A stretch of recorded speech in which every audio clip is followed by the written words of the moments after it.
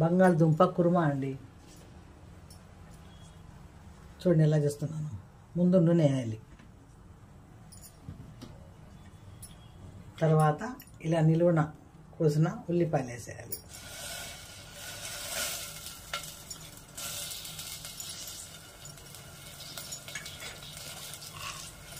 తర్వాత లవంగా చెక్క వేసేయాలి, కొంచెం బాగా వేగనివ్వాలి, ఈ రంగు రావాలి ఉల్లిపాయలు. వచ్చిన తర్వాత అల్లం వెల్లుల్లి పేస్ట్ వేయాలి,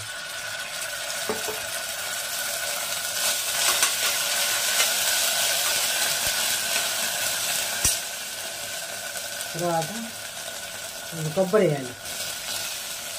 కొబ్బరి వేస్తేనే కుర్మా రుచి ఉంటుంది. బాగా కలపాలి, కలిపేసి బంగాళదుంపలు వేసుకోవాలి.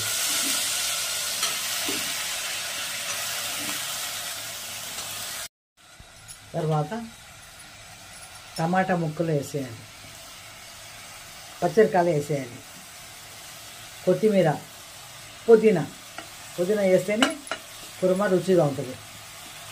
కారం లేకుండా పచ్చరికాయలు వేసుకోవాలి,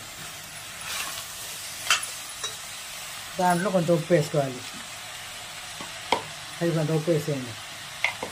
తర్వాత పెరుగు వేసేయండి, పెరుగు వేసి బాగా కలిపేసి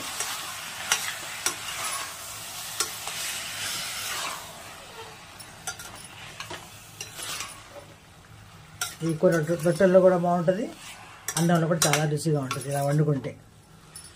బంగాళదుంప కుర్మా. ఇప్పుడు మూత పెట్టేసాలి, నీళ్ళు వేసి. నీళ్ళు కొంచెం వేద్దాం, 4 రావాలి విజిల్స్.